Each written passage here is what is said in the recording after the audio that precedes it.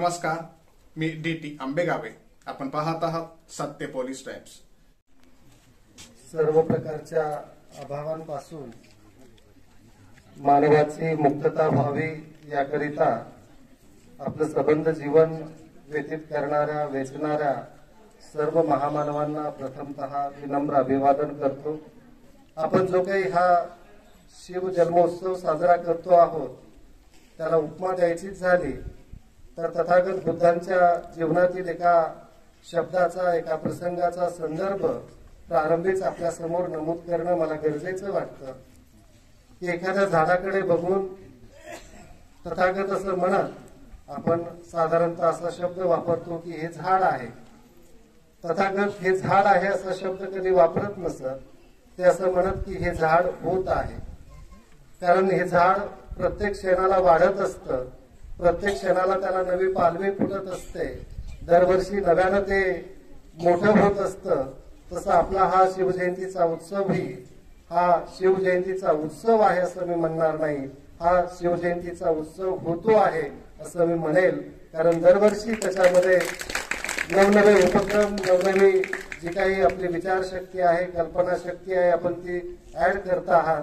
आणि त्याचं एक छोट्या मुलीच्या त्या भाषणामधनं जी नव्यानं सुरुवात इथं झालेली आहे त्याच्यानं या पुढच्या काळामध्ये असे नवनवे प्रयोग आपण इथे कराल आणि त्याचा या गावाच्या विकासासाठी आणि एकूणच समृद्धीसाठी उपयोग होईल याबाबत शंका नाही. आज मी आपल्या समोर साधारणतः जो काही विषय मांडणार आहे तो म्हणजे इतिहासाशी इमान राखणारं शिवचरित्र माझं एक आकलन हा विषय मी आपल्या समोर मांडण्याचा प्रयत्न करेन. आणि हा विषय मांडत असताना साधारणतः 3-4 टप्प्यांवर तो विषय आपल्यापर्यंत संवादी पद्धतीनं जेवढा होईल तेवढा सोप्या पद्धतीनं मांडण्याचा माझा प्रयत्न असेल. पहिल्या टप्प्यावर हा विषय आपण का समजून घेणं गरजेचं आहे त्याचे 2-3 भागांमध्ये आपण मांडणी करूया. दुसऱ्या टप्प्यावर छत्रपती शिवरायांची जी काही श्रेष्ठ प्रतिमा आपल्या समाज उभारणीसाठी, राष्ट्र उभारणीसाठी आज गरजेची आहे ती समजून घेऊया. तिसऱ्या टप्प्यावर आपण साधारणतः छत्रपती शिवरायांसाठी लोक जीव देण्यासाठी का तयार व्हायचे, एका क्षणाचाही विचार न करता बलिदानासाठी आपला जीव कुरवाळून देण्यासाठी का तत्पर राहायचे त्याची एक मीमांसा करूया. आणि चौथ्या टप्प्यावर छत्रपती शिवरायांना आपण विसरल्यामुळं काय किंमत आपण मोजली, आपल्या देशानं काय किंमत मोजली याचा एक संदर्भ घेऊन आपण समारोपाकडे येऊया. तर साधारणतः हा विषय आपल्या समोर मांडत असताना मला प्रारंभीच हे नमूद करणं गरजेचं वाटतं की या देशामध्ये सर्वाधिक ज्या नावांचा जयघोष होतो त्यामध्ये छत्रपती शिवरायांचं नाव अग्रभागी आहे. म्हणजे छत्रपती शिवरायांचं नाव घेण्यासाठी, छत्रपती शिवरायांचा जयघोष करण्यासाठी कुठल्याही जातीचा, कुठल्याही धर्माचा माणूस साधारणतः कुचराई करत नाही. परंतु सर्वाधिक जयघोष होणाऱ्या या व्यक्तींच्या विचारांचं काय आहे, त्यांच्या खऱ्या चरित्राचं काय आहे, त्यांच्यापासून निर्माण होणाऱ्या प्रेरणांना आपण आपल्या जीवनामध्ये कसं उभं करतो आहोत, कसं आत्मसात करतो आहोत. आणि ही जी काही प्रतिमा आहे, ही जी काही प्रेरणा आहे, हे जे काही चरित्र आहे हे मांडणारे जे काही पगारी व्यावसायिक वक्ते झालेले आहेत, स्वतःला जे काही शिवचरित्रकार म्हणून किंवा शिव व्याख्याते म्हणून घेत आहेत, यांचं जर आपण व्याख्यान ऐकले, युट्यूबवर ऐका किंवा कुठल्याही व्याख्यानांमध्ये ऐका, लाख रुपयांच्या सुपाऱ्या घेऊन वर्षभर त्यांनी स्वतःला हा पोट भागवण्याचा किंवा उदरनिर्वाहाचा एका परीने व्यवसाय म्हणून प्रस्तुत केलेला आहे. आणि याचं शिवरायांचं मार्केटिंग करत स्वतःच्या उदरनिर्वाहाला तुम्ही एक वेळेस मी म्हणेल की तुम्ही तुमचा उदरनिर्वाह भागवा, परंतु शिवचरित्र जे आहे त्या शिवचरित्राच्या कक्षा ओलांडण्याचा कोणीही प्रयत्नच करत नाही. आणि म्हणून इतिहासाचं इमान राखणारीच ही शिवप्रतिमा आहे. शिवाजी महाराजांचं जे काही चरित्र आहे ते उद्याच्या पिढ्यांपर्यंत, आजच्या पिढ्यांपर्यंत खऱ्या अर्थानं सकस पद्धतीनं पोहोचत नाही. आणि म्हणून इतिहासाची इमान असणारी जी शिवचरित्र आहेत किंवा शिवाजी महाराजांची जी काही प्रतिमा आहे ती आपल्यापर्यंत पोहोचवणं सर्वाधिक गरजेचं मला वाटतं. दुसरं याच्यामध्ये महत्वाचा भाग काय आहे तर आपण आपल्याच महापुरुषांचे पाय कापून टाकलेले आहेत. म्हणजे आपण आपले महापुरुष अक्षरशः वाटण्या करून घेतलेले आहेत. डॉक्टर बाबासाहेब आंबेडकर म्हटलं की महार किंवा बौद्ध समाजानंच त्यांचं जे काही आहे त्याच्यावर हक्क सांगायचा. छत्रपती शिवराय म्हटलं की कुणबी मराठा समाजानंच त्याला आपली प्रॉपर्टी मानायची. ज्योतिराव फुले म्हटलं की माळी समाजानंच त्यांना आपला आदर्श मानायचा. अशा पद्धतीनं आपणच आपल्या महापुरुषांचे पाय कापून त्यांना एका विशिष्ट बंदिस्त जातींमध्ये ठेवून त्यांच्यावर आपणच अन्याय करतोय हे आपण लक्षात घेणं गरजेचं आहे.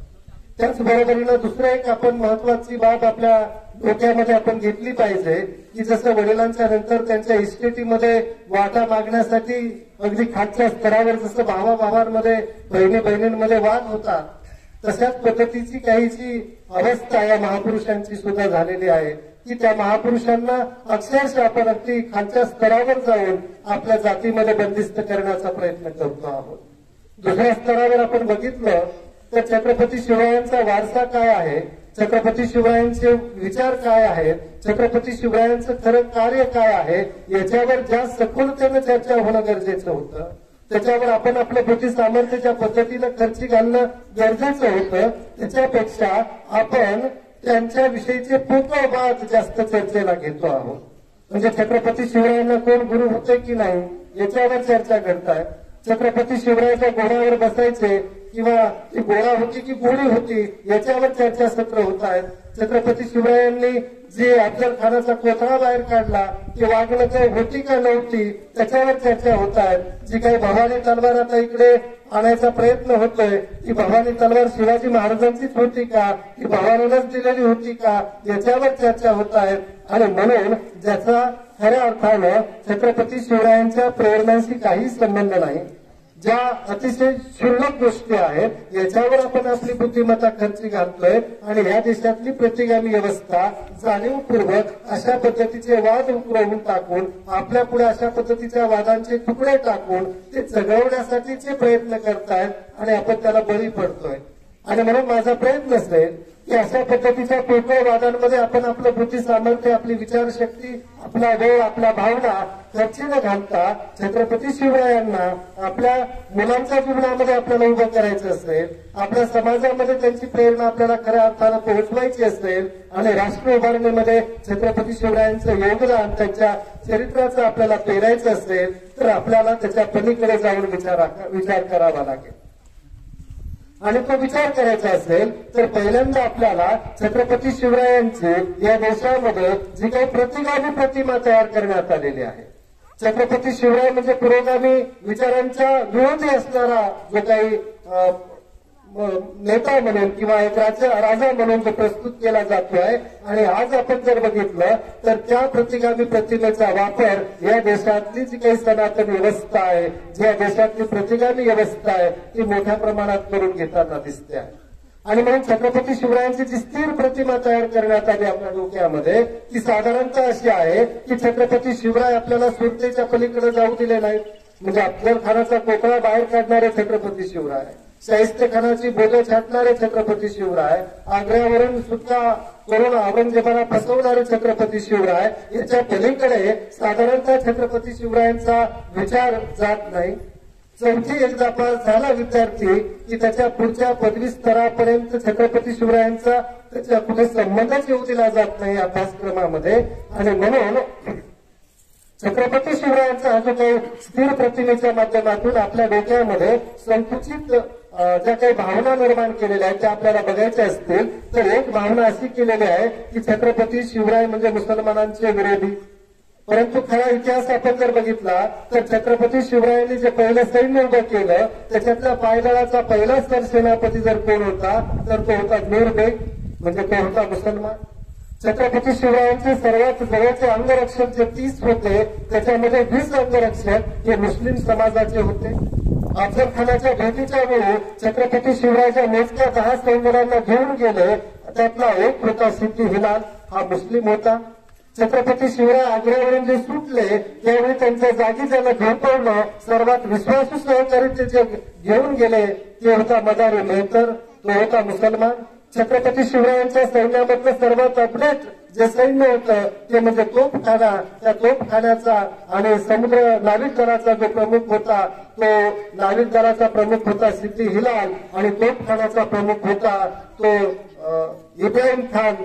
या सर्वांचा आपण जर संदर्भ घेतला तर आपल्याला असं दिसतं की छत्रपती शिवरायांची जी काही प्रतिमा मुस्लिमांचे विरोधक म्हणून आपल्या समोर उभी केलेली आहे ती अतिशय चुकीची आहे आणि म्हणून मुस्लिमांचे विरोधक छत्रपती शिवराय याच्या पलीकडे आपल्याला डोकावण्याची गरज आहे. त्याच्या पुढे जाऊन आपल्या समोर एक प्रतिमा छत्रपती शिवरायांची केली गेली आणि ती म्हणजे गो ब्राह्मण प्रतिपालक छत्रपती शिवराय.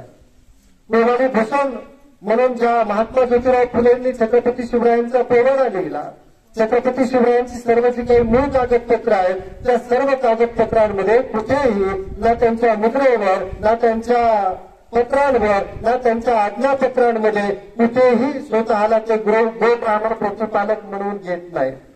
आणि म्हणून मग या गो ब्राह्मण प्रतिपालकच्या पुढे जाऊनही त्यांना पदवी कोणी दिली असेल, ही पदवी का दिली असेल? त्यांच्या कुठल्याही समकालीन इतिहासकारांनी पदवी त्यांना दिलेली नाहीये.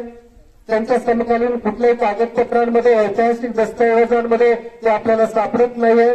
आणि मग ही कुठेतरी 19व्या शतकाच्या पूर्वार्धामध्ये ही पदवी त्यांना चिटकवली गेली. ती चिटकवणारे एक तर कोण असेल, गाय असेल किंवा दुसरं कोण असेल तर ब्राह्मण समूह असेल. आणि म्हणून त्याचा मागचा जो काही षडयंत्राचा भाग आहे तो आपण समजून घेण्याची गरज आहे. आपल्या डोक्यामध्ये शिवरायांची गो ब्राह्मण प्रतिपालक म्हणून जी काही प्रतिमा तयार करणारे लोक आहेत त्यांना आपण साधा एक प्रश्न विचारला पाहिजे की छत्रपती शिवराय जर गो ब्राह्मण प्रतिपालक होते तर त्यांच्यावर वार करणारा कृष्णाजी भास्कर कुलकर्णी अफजलखानाच्या भेटीने तो कृष्णाजी भास्कर कुलकर्णी जर छत्रपती शिवराय गो ब्राह्मण प्रतिपालक असते तर एका कृष्णाजीचे 2 तुकडे शिवरायांनी केले नसते.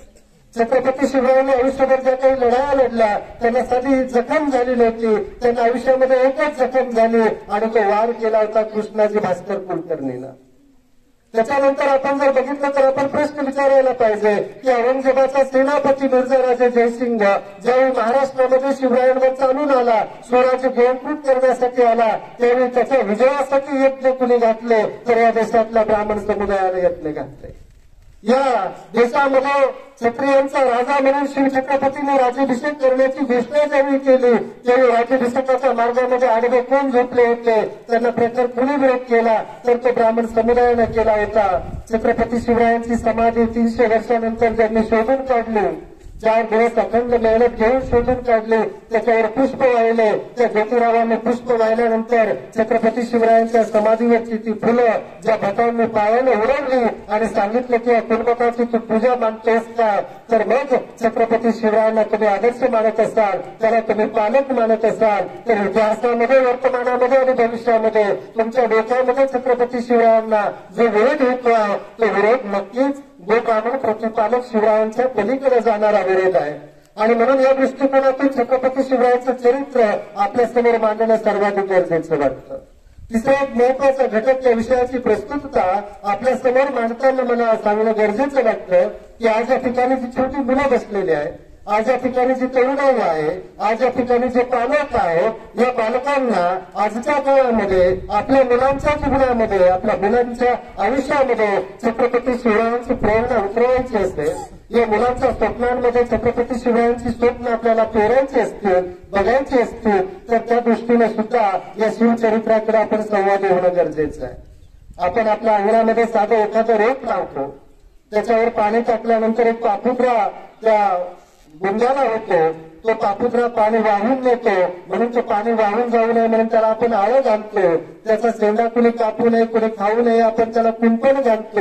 एका रोपाची जशी आपण एवढी काळजी घेत असतो तसंच या छोट्या मुलांची जी स्वप्न आहेत, त्यांच्या विचारांचा जो शेंडा आहे तो कुणी खाऊ नये, कुणी कापू नये आणि त्याच्या आळ्याला कुणीतरी असं केमिकल टाकू नये ज्याच्यामुळे त्याचं व्यक्तित्व करपून जाईल असं आपल्याला वाटत असेल तर या बालकांच्या मनामध्ये खऱ्या छत्रपती शिवरायांची प्रेरणा आपल्याला पेरावी लागेल. आज या राष्ट्राचा चेहरा म्हणून ज्या तरुणाईकडे पाहिलं जातं, या देशाचं भविष्य ज्यांच्या हातामध्ये आहे आणि उद्याचा भारत महासत्ता होईल म्हणून ज्यांच्याकडे बघितलं जातं विश्वासानं, ती तरुणाई आज काय करते आहे, छत्रपती शिवरायांची प्रेरणा कुठल्या पद्धतीने अंगीकृत करते आहे तर आपल्याला साधारणतः असं दिसतं. मी माणगावला असतो, हायवेला राहतो आणि त्यावेळी दर शनिवारी रविवारी 10-20 लाखाच्या बुलेट्स घेऊन पुण्याकडनं मुंबईकडनं तरुणाई येते रायगडाच्या पायथ्याला जाते, छत्रपतींचा ध्वज बाईकला लावलेला असतो आणि त्या पायथ्याला जाऊन कुठेतरी मग बिअरच्या बाटल्या फोडल्या जातात, घोषणा दिल्या जातात, तुमचं आमचं नातं काय, जय जिजाऊ जय शिवराय. बिअरच्या बाटल्या फोडणं हे आपलं नातं असू शकतं का? जी तरुणाई या देशाचा राष्ट्राचा चेहरा म्हणून बघितली जाते, आता इथे आपण व्याख्यानाच्या अगोदर बघितलं तर ही तरुणाई कुठेतरी सेल्फी मध्ये गुंतलेली असते. आपण रोज नीटनेटके कपडे घालतो आणि दिवसातून 100 वेळा स्वतःची सेल्फी वेगवेगळ्या अँगल मधून घेतो. मला आठवतं मी माझ्या आयुष्यातला पहिला फोटो 10वीला असताना काढला, तो परीक्षेच्या फॉर्मवर चित्रवण्यासाठी, ब्लॅक अँड व्हाईट. आज दिवसातून आपण किती वेळा फोटो काढतो आणि किती वेळा ते आपलं व्हॉट्सअपचं, इन्स्टाचं किंवा वेगवेगळे जे काही स्टेटस आहेत ते मेंटेन करण्यामध्ये राहतो. या देशामध्ये कुठल्या समस्या आहेत, तुमचं भविष्य काय आहे, तुमच्या पुढे वाढून ठेवलेले प्रश्न कुठले आहेत, याचा साधा स्पर्श सुद्धा आपल्याला होत नाही. आपण अंबानीने दिलेल्या 1 GB डाटामध्ये, त्या फ्री डाटामध्ये स्वतःला कुठेतरी गुंतवून टाकतो. पूर्वी आम्ही श्रम करून थकत होतो, पूर्वी आम्ही अभ्यास करून थकत होतो. आजची पिढी मनोरंजनाला थकते आहे. दिवसातले 8-8 तास, 10-10 तास, 14-14 तास ही पिढी असा मोबाईल घेऊन, अगदी अंगावर अंथरून घेऊन त्याच्या चादरमध्ये सुद्धा ते मोबाईल चालूच असतो. म्हणजे तुम्ही जर साधं मोबाईल त्यांचा स्क्रीन ऑन केलं तर या स्क्रीनवर त्यांनी दिवसातला किती वेळ खर्च घातलेला आहे. साधारणतः सरासरी या देशामधला तरुण या स्क्रीनवर दिवसातला 9 तास खर्च घालतोय, सरासरी 9 तास. म्हणजे या दृष्टिकोनातून आपण जर बघितलं तर छत्रपती शिवरायांची प्रेरणा त्यांच्या मनामध्ये का निर्माण करणं गरजेचं आहे. छत्रपती शिवरायांच्या जीवनातले असे कुठले प्रसंग आहेत, कुठले क्षण आहेत, कुठले विचार आहेत, कुठले कृत्य आहे, कुठलं कार्य आहे जे मुलांच्या मनामध्ये उभं करणं गरजेचं आहे. तर एकच मी आपल्याला सांगेन की बाबांनो, छत्रपती शिवरायांनी स्वराज्य काय उभं केलं, त्याच्या मागची प्रेरणा काय होती. आपल्या वडिलांचं स्वप्न पूर्ण करण्यासाठी, आपल्या आईचे स्वप्न पूर्ण करण्यासाठी सबंध आयुष्य छत्रपती शिवरायांनी वेचलं. ते त्यांचं स्वतःचं स्वप्न नव्हतं. बालवयामध्ये जिजाऊंनी ते स्वप्न त्यांच्या विचारांमध्ये, त्यांच्या डोक्यामध्ये पेरलं.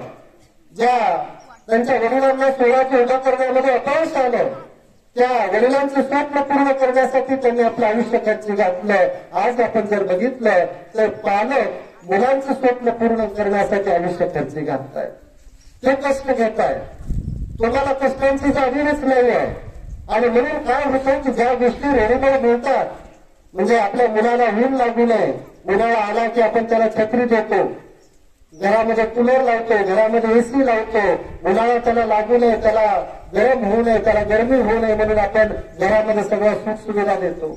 पावसामध्ये तो भिजू नये म्हणून त्याला रेनकोट देतो, छत्री देतो. हिवाळ्यामध्ये त्याला थंडी लागू नये म्हणून त्याला स्वेटर देतो.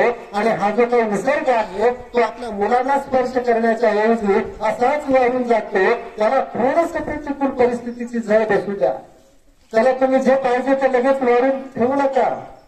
त्याला तुम्ही लगेचच वाढून ठेवलं की त्याला त्याची किंमत कळत नाही. म्हणजे त्याने तुम्हाला 5 रुपये मागितले असतील तर बाबा लगेच तुम्ही खिशात हात घालून 10 घेऊ नका. त्याला सांगा उद्या देतो. कशासाठी पाहिजे, याच्यासाठी 5 रुपये खरंच लागतात का. म्हणून आपण काय करतो की मला जे मिळालेलं नाहीये, मी ज्या प्रतिकूल परिस्थितीमध्ये वावरलो ते माझ्या मुलांना त्याची जवळ बसू नये असं आपण करत जातो. आणि आपण आपल्याच मुलांना कुठेतरी भरकटत नेतो. आणि म्हणून जिजाऊंचा आदर्श आपल्याला घ्यायचा असेल, त्यांच्या वडिलांचा आपल्याला आदर्श घ्यायचा असेल, राजेशहाजींचा, तर आपण एक गोष्ट लक्षात ठेवा की वयाचे 8 वर्ष पूर्ण झालेल्या आपल्या मुलाला आपल्या पत्नीसह पुण्याच्या या आपल्या शहरामध्ये त्यांनी पाठवून दिलं आणि सांगितलं की तिकडे तुम्ही स्वराज्यासाठी प्रयत्न करा. म्हणजे आपल्या पुढच्या गोळाला, 8 वर्षाच्या पुढच्या गोळाला, म्हणजे मी माझी मुलं मागच्या वर्षी 11वीला ज्यावेळेस हॉस्टेलला टाकली पहिल्यांदा, माझी स्वतःची मुलं माझ्यापासून दूर जात होती, त्यावेळेस आमच्या नवरा बायको आम्ही दोघं 8 दिवस रडत होतो. 8 दिवस रडत होतो, जेवण जात नव्हतं आम्हाला. म्हणजे आपण जी काही स्वतःची जी काही भावनिकता आहे त्या भावनिकतेला कुठेतरी आपण छत्रपती शिवरायांच्या चरित्रामध्ये जेव्हा पाहतो, शिवाजी महाराजांनी 8 वर्षाच्या मुलाला आणि आपल्या पत्नीला महाराष्ट्रामध्ये, ते कर्नाटकात होते, महाराष्ट्रामध्ये पाठवून दिलं स्वराज्य निर्माण करण्यासाठी. जिजाऊने सगळ्या प्रतिकूल परिस्थितीमध्ये छत्रपती शिवरायांना घडवलं आणि त्यांनी जर मनात आणलं असतं तर काही कमी होतं का. म्हणजे जे सेनापती होते ते आदिलशाहीचे निजामशाहीचे, त्यांना जर पाहिजे असतं तर ऐश आरामामध्ये त्यांना जीवन जगता आलं असतं, परंतु चटणी भाकरी सोबत जेवण करणं काय असतं जिजाऊने लहानपणापासून त्यांना शिकवलं. सभोवतालच्या सैनिकांमध्ये अंगणवाड्यांमध्ये फिरून त्या समाजाचं वास्तव त्यांना बघायला सांगितलं. या देशातल्या 18 अनुतेदारी 12 बलुतेदारी जी पद्धती आहे त्या 12 बलुतेदारी 18 अनुतेदारी पद्धतीमधील जे काही समाज जीवन आहे त्याचं निरीक्षण करायला सांगितलं आणि अशा पद्धतीनं अनुभवातून शिवरायांचं चरित्र साकारात गेलं. आज आपली जी मुलं आपण घडवतो ती केवळ पुस्तकी घडताय, त्यांना कुठलाही आपण अपयश पचवायला शिकवत नाही आहोत, आपण त्यांना कुठलंही दुःख पचवायला शिकवत नाही आहोत, आपण त्यांना कुठल्याही प्रतिकूल परिस्थितीचा सामना करायला शिकवत नाही आहोत. आणि म्हणून थोडंसं त्याला ओरडलं की तो घरात जातो, फॅनला दोरी लावतो आणि आत्महत्या करतो, तो रेल्वेच्या ट्रॅक खाली जातो आणि आत्महत्या करतो, विहिरीमध्ये उडी घेतो आणि स्वतःला संपवतो. आणि मग आपल्याला असं वाटतं की नको बाबा त्याला काही बोलायला, जीवाचं काहीतरी बरं राहत करेल. अपयश पसरून घेण्याची ताकद आजच्या पिढीमध्ये आपल्याला निर्माण होताना दिसत नाही. आणि जीवनामध्ये आपल्याला जर काही मोठं व्हायचं असेल, जीवनामध्ये आपल्याला जर खऱ्या अर्थाने उभं राहायचं असेल, आपलं स्वतःचं व्यक्तित्व आपल्याला समृद्ध करायचं असेल तर पहिली आपल्यामध्ये क्षमता निर्माण व्हायला पाहिजे आणि ते म्हणजे अपयश पचवण्याची क्षमता निर्माण व्हायला पाहिजे. छत्रपती शिवरायांना सर्व काही यशच प्राप्त झालं असं नव्हे, छत्रपती शिवरायांच्या जीवनामध्ये सगळीकडे आनंदच होता असं नव्हे. म्हणजे एकीकडे त्यांना विजय मिळत होता, दुसरीकडे दुःखाचे प्रसंग सुद्धा त्यांच्या वाट्याला लगेचच येत होते. अशा प्रसंगांमधून शिवरायांचं चरित्र निर्माण झालेलं आहे. आणि म्हणजे जीवनामध्ये संपूर्ण म्हणजे मला सर्वाधिक शिवराय जर कुठले आवडत असतील ते अफजलखानाच्या पोटातून कोठा काढणारे शिवराय आवडत नाहीत, मोठमोठ्या पराक्रम लढाईमध्ये करणारे शिवराय आवडत नाही. मला शिवराय आवडतात ते जर कुठले असतील तर संपूर्ण त्यांचं जे काही त्यांनी कमवलेलं होतं, सबंध आयुष्यभर त्यांनी जे काही कमवलेलं होतं त्यांनी कमवायला सुरुवात केली 1656 पासून. 10 वर्ष त्यांनी कष्ट घेतले, 10 वर्षामध्ये त्यांनी स्वराज्य निर्माण केलं आणि 1666 साली जर आपण बघितलं तर पुरंदरच्या तहामध्ये सगळं गमावून गेलं. म्हणजे एखाद्या मटक्यामध्ये आपण सगळी संपत्ती लावायची तशी ती काहीशी अवस्था झालेली होती. सबंध त्यांनी 1666 पर्यंत त्यांच्याकडे 35 किल्ले होते.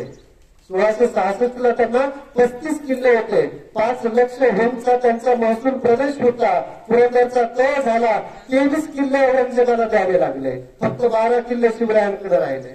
5 लक्ष पैकी केवळ 4 लक्ष 1 लक्ष शिवरायांकडे प्रदेश राहिला. 4 लक्ष प्रदेश औरंगजेबाला गेला. म्हणजे विचार करा 10 वर्ष अनेकांच्या बलिदानामधून अनेकांच्या त्यागामधून स्वतःच्या जीवनाच्या उभारणीमधून त्यांनी जे स्वराज्य उभं केलेलं होतं ते एका लढाईमध्ये एका तहामध्ये ते हरून गेले होते. आणि स्वतःच्या मुलासह त्यांना तिकडे आग्र्याला औरंगजेबाच्या तावडीमध्ये जावं लागलं. 1666 ते तिकडून सुटून इकडे आले. आणि विचार करा 1666 त्यांच्याकडे 12 किल्ले होते आणि 1 लक्ष प्रदेश होता. 1680 शिवरायांचं ज्यावेळी निधन झालं त्यावेळी शिवरायांकडे त्या 12 किल्ल्याचे 360 किल्ले झालेले होते. 1 लक्ष प्रदेश होता पण 9 कोटी प्रदेश झालेला होता. म्हणजे छत्रपती शिवरायाला मोडील पडलेलं नाहीये. छत्रपती शिवराय 1666 परत आले आणि नव्यानं त्यांनी उभारी घेतली आणि ती त्या वेळेसच्या कितीतरी पटीनं होती. 12 किल्ल्यांचे 360 किल्ले म्हणजे 248 किल्ले 348 किल्ले त्यांनी त्याला नव्यानं जोडलेले आहेत. त्या पद्धतीने छत्रपती शिवरायांचं जर आपल्याला जर काही घ्यायचंच असेल तर आपल्या एखाद्या उद्योगामध्ये आपल्याला अपयश आलं असेल, एखाद्या परीक्षेमध्ये आपल्याला अपयश आलं असेल, जीवनातल्या एखाद्या कौटुंबिक प्रसंगामध्ये आपल्या वाट्याला काही दुःख आलेलं असेल तरी दुःख पचवण्याची अपयश पचवण्याची ताकद छत्रपती शिवरायांच्या प्रेरणेतून आपण घेणं सर्वाधिक गरजेचं आहे. त्या पुढे जाऊन या मुलांना मला सांगणं गरजेचं वाटतं की संकट जी येतात आपल्या जीवनामध्ये ही संकट फार फार तर 3 गोष्टींवर आधारलेले असतात की जातच असतात आपल्या जीवनामधनं.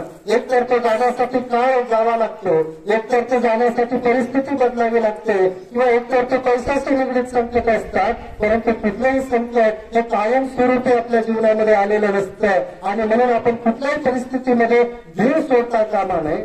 आपण कुठल्याही परिस्थितीमध्ये स्वतःला डिप्रेशन मध्ये घालून घेता कामा नये, कारण आजच्या या काळामध्ये या पद्धतीची जी स्पर्धा तुमच्या वाट्याला आलेली आहे त्याच पद्धतीचं जीवन आपल्याला या स्पर्धेतून पुढे न्यायचं असेल तर छत्रपती शिवरायांचा हा प्रतिकूल परिस्थितीमधून मोडलेल्या परिस्थितीमधून उभा राहण्याचा हा शिवचरित्रातला जो काही प्रसंग आहे तो सर्वाधिक मला गरजेचा वाटतो. त्या पुढे जाऊन मला आपल्यासमोर एक गोष्ट सांगणं नमूद करणं गरजेचं वाटतं की छत्रपती शिवरायांची ही जी काही प्रेरणा आहे ती प्रेरणा आपल्याला आज जर समजून घ्यायची असेल तर आपल्या सभोवतालच्या समाजामध्ये आपल्या देशामध्ये जी काही आज सामाजिक सदस्य विवेक बुद्धीची सामाजिक सदस्य विवेकाचा जो काही अभाव इथे निर्माण झालेला आहे त्या अभावातून आपल्याला छत्रपती शिवराय संवाद करणं गरजेचं आहे. आणि म्हणून आपण जर बघितलं तर प्रत्येक व्यक्तीचा स्वतःचा एक सद्भाव असतो. माणसाची एक श्रेष्ठ ओळख म्हणून सांगितली जाते की माणूस हा सदस्य विवेक बुद्धीचा वापर करणारा प्राणी आहे. इतर प्राणी सदस्य विवेक बुद्धीचा वापर करत नाहीत. म्हणजे वाघापुढे एखादा माणूस गेला, आता तो माणूस तो वाघाच्या पुढे गेल्यानंतर तो शिकार करताना सदस्य विवेक बुद्धीचा वापर करणार नाही की हा माणूस आपल्या मुलांसाठी भाकरी घेण्यासाठी जातोय, आता मी याला खाऊ की खाऊ नये. तो एकच विचार करणार ही माझी शिकार आहे आणि मी त्याला गिळून प्रेत करणार. हा 2 वर्षाच्या मुलीचा बाप आहे आणि याला खाल्ल्यानंतर त्या मुलीचं काय होईल असा सदस्य विवेकच्या वाघाच्या डोक्यामध्ये येणार नाही.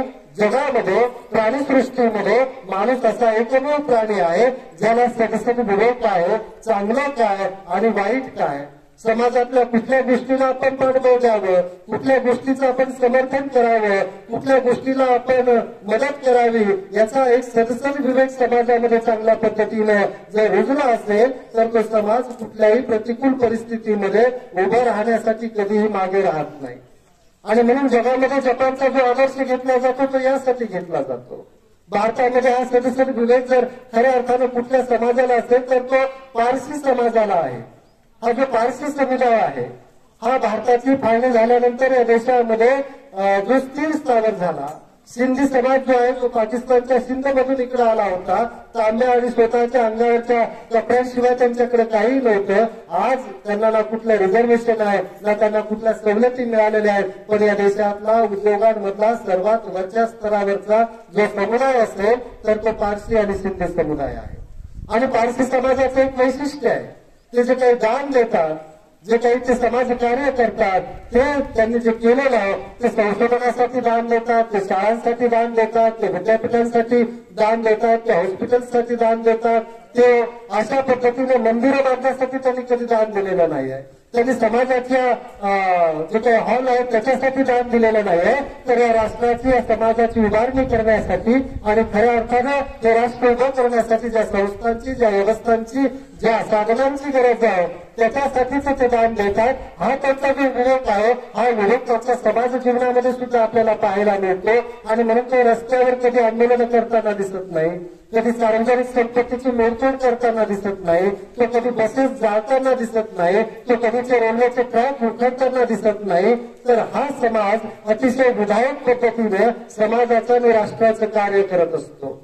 आणि ज्या समाजामधल्या चांगल्या गोष्टी आहेत त्याला ते नेहमी प्रतिसाद देत असतात. आज आपण जर बघितलं तर आपल्या देशामध्ये म्हणजे आपल्या सभोवताल आपण बघितलं की एखादा बाईक घेऊन जात असेल, एखादी मुलगी स्कूटी घेऊन जात असेल आणि तिचा स्टँड जो स्कूटीचा आहे तो खुला असेल तर आपण बोलतो स्टँड स्टँड स्टँड ओरडतो जोरात. कुणाचा पूर्वी बल्ब चालू असायचे, आता काय बल्ब चालूच असतात बाईकचे, परंतु बल्ब चालू आहे म्हणून आपण सारखं त्याला खुणवत असतो. म्हणजे तिला ते स्टँड खुला असल्यानं कुठेतरी दगडाला ठेचाळून ती पडेल किंवा तिचा कल जाईल एवढी काळजी आपण घेतो. परंतु त्याच मुलीला ज्यावेळी एखादा चाकू घेऊन मारायला येतो त्यावेळी मात्र आपण आपली दारं बंद करून बसतो आणि उघड्या डोळ्यानं तिच्या पोटामध्ये चाकू खुपसले जात असताना कोणीही तिला मदतीसाठी मात्र जात नाही. हा आहे सदस्य विवेकाचा अभाव. समाजामध्ये चांगल्या कुठल्या गोष्टी आहेत ज्याला आपण सपोर्ट करावा आणि समाजामध्ये कुठल्या वाईट गोष्टी आहेत जे देशाच्या विरोध आहेत त्याला आपण विरोध करावा याच्यासाठीचा जो सामाजिक सदस्य विवेक आहे तो आपण हरवून बसलेलो आहोत. आणि म्हणून बाबासाहेब असं म्हणत होते, त्यांना आयुष्यामध्ये अस्पृश्यतेचे जे काही चटके सहन करावे लागले, ते बॅरिस्टर होऊन आले, तरी सुद्धा त्यांच्या त्या अस्पृश्यतेच्या अनुभवांमध्ये त्यांना फारसा फरक पडलेला दिसला नाही. त्यांना मोठ्या मानाच्या सन्मानाच्या जागा राजर्षीने दिल्या, सयाजीरावांनी दिल्या, तरी सुद्धा त्या सन्मानामध्ये त्यांना कुठेही अस्पृश्यता त्यांना कमी होताना आढळली नाही. त्यावेळेस वैतागून उद्वेगानं बाबासाहेब एकदा असं म्हणाले की मला या देशाचा कंटाळा आला आहे. विचार करा की बाबासाहेबांनी जर मनात आणलं असतं तर आपल्या तीव्र सामर्थ्याच्या जोरावर युरोप सारख्या कुठल्याही देशामध्ये, अमेरिकेसारख्या देशामध्ये, ब्रिटन सारख्या, फ्रान्स सारख्या देशांमध्ये ते स्वतःच्याच नव्हे तर आपल्या येणाऱ्या अनेक पिढ्यांच्या जीवनाची उभारणी करू शकले असते.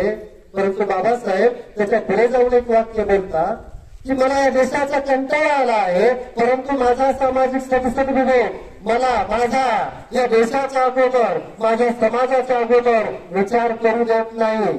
माझ्या स्वतःच्या व्यक्तिगत लाभापेक्षा मला या देशाचा लाभ महत्वाचा आहे. मला माझ्या व्यक्तिगत हित संबंधांपेक्षा या देशाचे हित संबंध महत्वाचे आहे. आणि म्हणून सर्व प्रकारचे अपयश पचवून, सर्व प्रकारच्या अवहेलना पचवून, सर्व प्रकारचे मतभेद पचवून डॉक्टर बाबासाहेब आंबेडकरांनी संविधान सभेमध्ये, भारताच्या संविधानाच्या निर्मितीमध्ये आपलं सर्वोच्च योगदान दिलेलं आहे.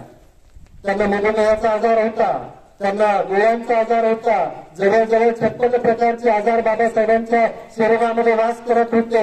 त्यांना साधं बसायला सुद्धा होत नव्हतं. अशा परिस्थितीमध्ये सुद्धा बाबासाहेबांनी 14-14, 16-16 तास अध्ययन करून त्याच्यासाठी कष्ट घेतले आणि स्वप्न एकच होतं की माझ्यापेक्षा महत्वाचं काय आहे तर या देशाची उभारणी महत्वाची आहे. आणि म्हणून हा जो सामाजिक सदस्य विवेक आहे, आपल्या स्वतःच्या पलीकडे बघण्यासाठी, आपल्यापेक्षा समाजाचा विचार करण्यासाठी, आपल्यापेक्षा देशाचा विचार करण्यासाठी छत्रपती शिवरायांनी सुद्धा जे स्वराज्य उभं केलं, हे स्वराज्य स्वतःच्या जीवनासाठीच नव्हतं, हे स्वराज्य देशातल्या रयतेसाठीच होतं. आणि म्हणून या दृष्टीनं छत्रपती शिवरायांचं जे स्वराज्य आहे, जे स्वराज्याची जी काही प्रेरणा आहे, ती प्रेरणा आपल्याला सामाजिक सदस्य विवेकाच्या माध्यमातून पेरायची असेल तर आपण एक गोष्ट लक्षात ठेवली पाहिजे. छत्रपती शिवरायांचा संघर्ष हा संघर्ष धर्माशी नव्हता, हा संघर्ष मुस्लिमांशी नव्हता, त्यांचा संघर्ष होता शोषणाशी, त्यांचा संघर्ष होता गुलामगिरीशी, त्यांचा संघर्ष होता या देशातल्या जमीनदारी आणि सरंजामदारी पद्धतीशी, त्यांचा संघर्ष होता या देशातल्या ब्राह्मणी व्यवस्थेशी. आणि म्हणून हा संघर्ष आपल्याला अवलोकन करून घ्यायचा असेल तर मग छत्रपती शिवरायांची एक प्रतिमा जी आपल्या मनाला भावना गरजेचं आहे, छत्रपती शिवरायांचं एक योगदान त्यांनी दिलेलं आहे, त्याच्यातलं सर्वात महत्वाचं योगदान, 2-3 योगदानांची चर्चा करणं मला गरजेचं वाटतं. त्याच्यातलं एक महत्वाचं योगदान आहे, त्यांनी महाराष्ट्रीयन माणसाला, मराठी माणसाला स्वतःची ओळख दिली. मराठी माणसाची ओळख काय झालेली होती म्हणजे जिजाऊंचे वडील, हे जिजाऊंचे वडील काही साधा माणूस नव्हता, 25,000ची मनसबदारी असणारा सरदार होता. म्हणजे आदिलशहाच्या मुलाला सुद्धा 10,000च्या वर मनसबदारी नसायची, तिथे जिजाऊंच्या वडिलांची मनसबदारी ही 25,000ची होती. म्हणजे बलाढ्य सरदार ते होते. अशा पद्धतीचे सर्व सरदार मराठ्यांमधून या महाराष्ट्रामध्ये होते. त्यापैकीच शहाजीराजे होते, त्यापैकीच अशा पद्धतीचे अनेक सरदार होते. परंतु मराठी माणसाची तत्कालीन इतिहासामधली जी प्रतिमा होती ती काय होती? चाकर होती. ती प्रतिमा लवकराची होती, ती प्रतिमा फार सरदाराची होती. परंतु आदिलशहाचे, निजामशहाचे किंवा कुतुबशहाचे किंवा आणखी कुणाचे तरी ते चाकर असतील, सरदार असतील, त्यांची स्वतःची अशी ओळख तिथं निर्माण झालेली नव्हती. आणि माणूस कसा त्याचा चाकर होतो म्हणजे जे पोपट असतो एखादा, मालक पिंजऱ्यामध्ये ठेवतो, त्याला दाना पाणी देतो आणि रोज त्याला स्वच्छ करण्यासाठी त्या पिंजऱ्याचा दरवाजाही उघडतो. पोपटाला उडून जाण्याची संधी असते, पोपटाला भरारी घेण्याची संधी असते, परंतु तो उडतो आणि कुठे बसतो? मालकाच्या खांद्यावर बसतो. त्याला मालकाच्या खांद्याच्या वरचा अवकाशच माहीत नसतो. अशीच काहीशी अवस्था मराठा सरदारांची होती, अशीच काहीशी अवस्था त्या काळातल्या मराठा सैनिकांची होती. आणि त्या अवस्थेतून बाहेर काढणं म्हणजे माणूस आपलं स्वभान कसं ओळखतो, विसरतो, माणूस स्वतःची ओळख कशी विसरतो याचे एक उदाहरण म्हणून सांगायचं झालं तर एक गोष्ट सांगितली जाते की सिंहाचा एक बछडा चुकून मेंढ्याच्या कळपामध्ये जातो आणि त्या सिंहाचा बकरा मेंढ्यांच्या कळपामध्ये वावरता मेंढ्यांसारखंच जगतो आणि मेंढ्यांसारखंच गवत खातो आणि काही काळाला तो तरुण होतो. तरुण झाला तरी तो गवतच खात असतो. काही काळाला तिथे एक म्हातारा सिंह शिकारीसाठी येतो. ती शिकारीसाठी सिंह दिसल्याबरोबर मेंढ्या धावून लपतात. तसा हा जो सिंहाचा जो बछडा आहे, जो तरुण झालेला आहे, तो सुद्धा लपून जातो आणि त्या म्हाताऱ्या सिंहाला असं वाटतं की हा का लपतोय, हा तर हा आपल्या वंशातला आहे, हा आपल्या पिढीतला, हा का लपतोय. आणि त्याला प्रश्न पडतो की काय भानगड आहे. त्या सिंहाच्या त्या बछड्याला तो बोलावतो आणि विचारतो की तू का लपतोयस, आपण सारखे आहोत. तो बोलतो आपण सारखे नाही, मी यांच्या वंशातला आहे. आणि मग तो म्हातारा सिंह त्या बछड्याला पाण्याकडे घेऊन जातो, त्याला प्रतिबिंब दाखवतो. बघ हे प्रतिबिंब, तू आणि मी सेम आहोत. आणि ते प्रतिबिंब बघून तो वाघाचा बछडा मोठी धरकाळी फोडतो, गगनभेदी आवाज निघतो आणि अशा पद्धतीने त्याला स्वतःची ओळख निर्माण होते, स्वतःची ओळख पडते.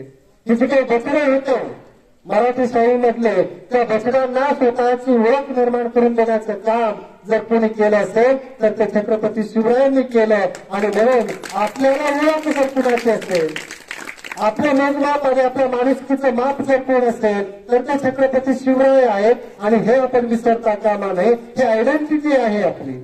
म्हणजे महाराष्ट्रामध्ये आपण कुणबी आहोत, महाराष्ट्रामध्ये आपण मराठी आहोत, महाराष्ट्रामध्ये आपण महार आहोत, महाराष्ट्रामध्ये आपण कुंभार आहोत, महाराष्ट्रामध्ये आपण लोहार आहोत, महाराष्ट्रामध्ये आपण कोळी आहोत, महाराष्ट्रामध्ये आपण साळी आहोत. पण महाराष्ट्राच्या बाहेर गेल्यानंतर तुम्ही पंजाबमध्ये जा, तुम्ही राजस्थानमध्ये जा, तुम्ही हरियाणामध्ये जा, तुम्हाला सर्वांना तिथे एकच ओळख आहे आणि ते म्हणजे मराठा.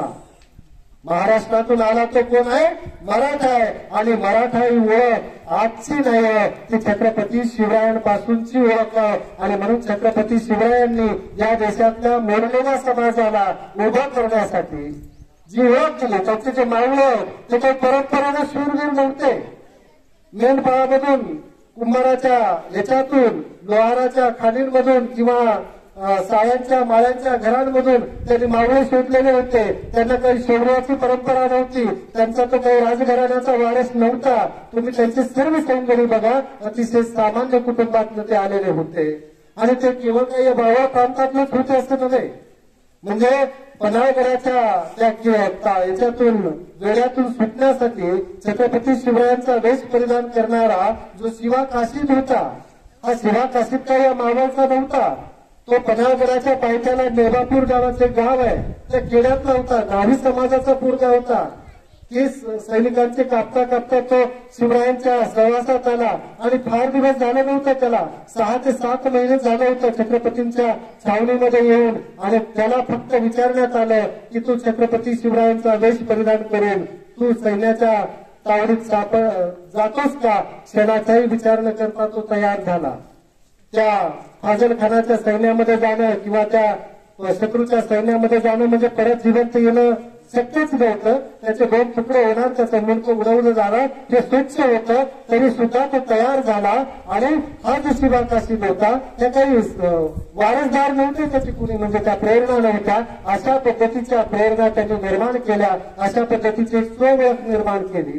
त्याच्या पुढचं एक महत्वाचं छत्रपती शिवरायांचं आपल्याला चरित्र समजून घ्यायचं असेल तर छत्रपती शिवराय आपल्याला जे प्रतिभाशाली छत्रपती शिवराय आहेत ते समजून घेणं गरजेचं आहे. छत्रपती शिवरायांच्या अगोदर सुद्धा फार पराक्रमी राजे झाले. छत्रपती शिवरायांचे समरस्थ सुद्धा फार लढाया जिंकणारे आणि लढाया गाजवणारे सैनिक होते, सेनापती होते. परंतु आज सुद्धा जगामध्ये छत्रपती शिवरायांना ओळखलं जातं, छत्रपती शिवरायांचा आदर्श घेतला जातो, छत्रपती शिवरायांना प्रेरणास्थान मानलं जातं. त्याचं सर्वात महत्वाचं कारण आहे छत्रपती शिवरायांकडे स्वतःची प्रतिभा होती. आपली माणसं, आपला समाज, आपला देश, आपला सभोवताल, त्यांचे असणारे प्रश्न, त्या प्रश्नांच्या सोडवणुकीसाठीचे असणारे मार्ग हे स्वतः त्यांनी विकसित केलेले होते. आणि म्हणून छत्रपती शिवरायांनी त्या काळामध्ये ज्या काही गोष्टी केल्या त्या आपल्यातून होत्या. म्हणजे कुणी विचार सुद्धा करू शकत नव्हतं त्या गोष्टी त्यांनी केलेल्या होत्या. छत्रपती विचार करू शकत नाही की 300 लोक 90,000 सैन्यामध्ये घुसतात. किती लोक? 300 लोक 90,000 सैन्यामध्ये घुसतात. आणि त्या सैन्याच्या सेनापतीच्या जो त्याचा जे निवासस्थान आहे त्याचा कळस कापून आणतात. म्हणजे हे शक्यच नव्हतं. याच्या अगोदर अशी कल्पनाच नव्हती. समोरासमोरच्या लढाईमध्ये बचाव हा सर्वात मोठा युगनीती मानली जायची, युद्धनीती मानली जायची. त्या काळामध्ये शिवरायांनी काय सांगितलं की बचाव हा सर्वोत्कृष्ट मार्ग नाही, आक्रमण हा सर्वोत्कृष्ट मार्ग आहे. आणि म्हणून कधी ते बचावाच्या ह्याच्यात नाही केले, ते आक्रमण करायचे. आणि आक्रमण करताना ते असं म्हणायचे की सर्व अधिकार तुमच्याकडे असतात. कुठल्या वेळेला आक्रमण करायचं हा अधिकार तुमच्याकडे आहे. किती सैनिकांचं आक्रमण करायचं हा अधिकार तुमच्याकडे आहे. कोणाला टार्गेट करायचं हा याचा तुम्हाला अधिकार आहे. आणि अशा पद्धतीनं ज्या काळामध्ये बचाव ही युद्धनीती होती त्या काळात छत्रपती शिवरायांनी आक्रमण ही युद्धनीती प्रस्तुत केली. ज्या काळामध्ये समोरासमोरची लढाई ही युद्धनीती होती त्या काळात छत्रपती शिवरायांनी गनिमी कावा शोधला आणि या गनिमी काव्याच्या माध्यमातून शत्रूला हैराण केलं. ज्या काळामध्ये म्हणजे आपल्यावर ज्या 7 बंद्या लागलेल्या होत्या, रोटी बंदी असेल, बेटी बंदी असेल, ज्ञान बंदी असेल, व्यवसाय बंदी असेल, गाव बंदी असेल, अशीच एक बंदी आपल्यावर होती. आपला विकास होऊ नये याच्यामधला तो सर्वात महत्वाचा अडथळा होता. आणि ती बंदी काय होती तर समुद्र बंदी.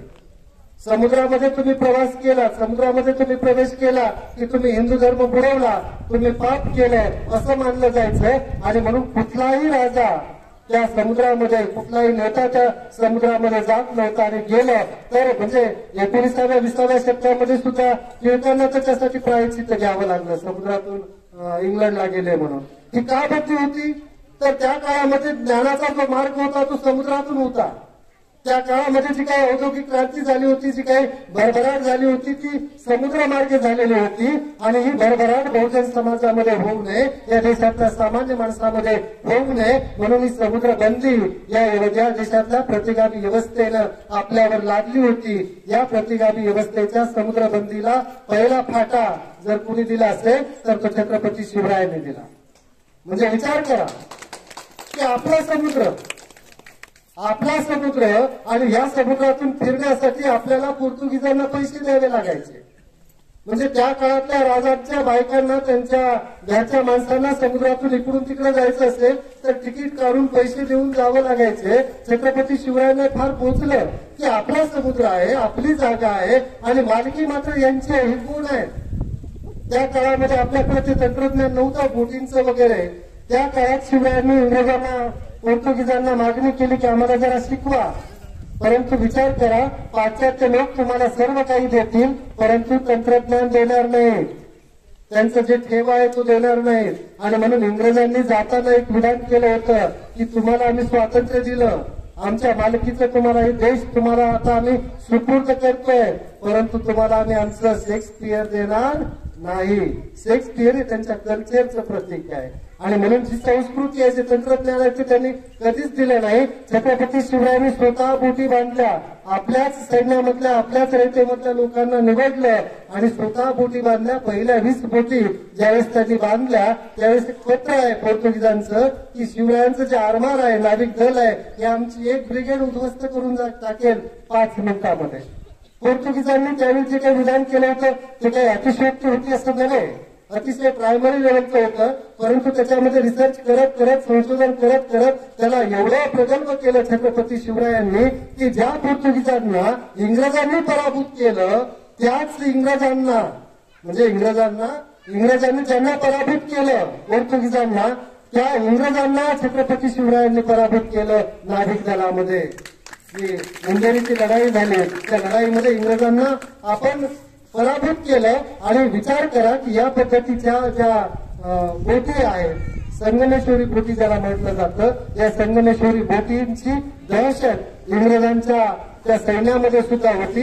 एवढ्या पद्धतीची सृजनशीलता, एवढ्या पद्धतीची प्रतिभा शिवरायांमध्ये होती. ती प्रतिभा आपण आपल्यामध्ये विकसित करणं गरजेचं आहे. प्रत्येकाच्या व्यक्तित्वामध्ये काहीतरी स्किल असतं, प्रत्येकाच्या व्यक्तित्वामध्ये कुठले तरी गुण असतात. त्या स्किलला आपण डेव्हलप केलं पाहिजे आणि या देशाच्या, समाजाच्या विकासासाठी त्याचा उपयोग केला पाहिजे. समाजाच्या उद्धारासाठी केवळ आंदोलनच करणं अपेक्षित नसतं. समाजाचं परिवर्तन केवळ युद्धामधून किंवा रक्तरंजित क्रांतीमधूनच होतं असं नव्हे. एक होता कारवर गावाचं एक पुस्तक आहे, छान पुस्तक आहे, वाचा कधी तुम्हाला मिळालं तर. जो निग्रो समाज आहे, निग्रो समाजाची जी काही भूकमारी होती, त्यांचं जे काही कुपोषण होत होतं, त्याच्यातून बाहेर काढण्यासाठी कार्बन नावाच्या एका काळ्या निग्रोनं जो गुलाम होता त्याने संशोधन केलं रसायनच्या याच्यामध्ये, डिझाईनमध्ये, आणि प्रचंड स्वरूपाची जे आज आपण म्हणतो ना संकरित जे काही आहे, त्या संकरितचं वाण पहिल्यांदा जगामध्ये कुणी शोधलं असेल तर ते कार्बननं, आणि आपल्या समाजाची सेवा केली, भूकबळीपासून त्यानं त्याची मुक्तता केली. अशा पद्धतीने सुद्धा आपण आपलं योगदान देऊ शकतो. केवळ छत्रपती शिवरायांचा आदर्श घेणं म्हणजे त्यांच्यासारखी दाढी वाढवणं नव्हे, त्यांच्यासारखी चंद्रकोर लावणं नव्हे, छत्रपती शिवरायांचा मोठा फोटो घरामध्ये ठेवणं नव्हे, जय जिजाऊ आणि जय शिवराय म्हणत घोषणा देणं नव्हे, तर ज्या दिवशी आपण छत्रपती शिवरायांच्या फोटोला हार घालू त्या दिवशी आपण त्यांच्या विचारांचा, त्यांच्या कार्याचा हार आपण आपल्या गळ्यामध्ये आणि आपल्या व्यक्तित्वामध्ये घातला तर ती छत्रपती शिवरायांच्या दृष्टीनं खरी प्रेरणा किंवा अभिवादन ठरू शकतं. त्याच्या पुढे जाऊन आपल्याला आणखी एक गोष्ट सांगेल की छत्रपती शिवरायांची खरी प्रतिमा जर आपल्याला समजून घ्यायची असेल तर मला सर्वाधिक जी भावते ती म्हणजे युग करते शिवराय. युगाला, प्रवाहाला वळण लावण्याची ताकद जगामध्ये फार शतकानुशतके एखाद्या व्यक्तिमत्वामध्ये असते. महाभारतामधलं एक उदाहरण मी तुम्हाला देईल. ते किती खरं किती खोटं हा भाग वेगळा, परंतु उपमेच्या दृष्टीनं मला तो महत्वाचा वाटतो की कृष्णाचे जे बंधू होते बळीराम, हे फार शक्तिशाली माणूस म्हणून प्रसिद्ध आहेत आपल्या पारंपरिक जीवनामध्ये. या बळीरामाचा एकदा जात होते रस्त्याने आणि नदीचा प्रवाह आला आणि त्यांचं जे काही साहित्य आहे त्यात ते वाहून गेलं. बळीरामाला एवढा प्रचंड राग आला की त्यानं आपल्या नांगराने ती नदीचा प्रवाह असा खोदला आणि त्याला वळवलं. म्हणजे एवढी ताकद त्यांच्यामध्ये होती प्रवाह बदलण्याची. ते किती खरं खोटं अतिशयोक्ती तो भाग सोडा, परंतु इतिहासाला वळण लावण्याची ताकद, त्या काळाला प्रवाहाला वळण लावण्याची ताकद ज्या व्यक्तित्वांमध्ये असते त्या व्यक्तित्वांमध्ये छत्रपती शिवराय हे महत्वाचं नाव आहे. ज्या काळामध्ये म्हणजे दोन गोष्टींचा संदर्भ मी तुम्हाला देईल की ज्या काळामध्ये सगळे लोक सरदार सरदार म्हणून राहणं धन्यता मानत होते, त्या काळामध्ये स्वतःचा राज्याभिषेक करून घेण्याची कल्पना इतर भारतभर कुणाच्याही डोक्यामध्ये आली नाही. कुणाच्याही डोक्यामध्ये आली नाही की स्वतःला सर्टिफाईड करण्याची. आणि ब्राह्मण व्यवस्थेनं जे सांगून ठेवलेलं होतं की आता या पृथ्वीवर फक्त दोनच वर्ग आहेत, एक ब्राह्मण आणि शूद्र, तिसरा वर्ण नाही आहे, ते सगळं मोडून काढण्याची पहिली ताकद, पहिली धमक आणि पहिला प्रयत्न जर कोणी केला असेल तर तो छत्रपती शिवरायांनी केलेला आहे. त्याच्यानंतर आपण जर बघितलं तर केवळ त्यांनी राजकारण बदललेलं नाही आहे.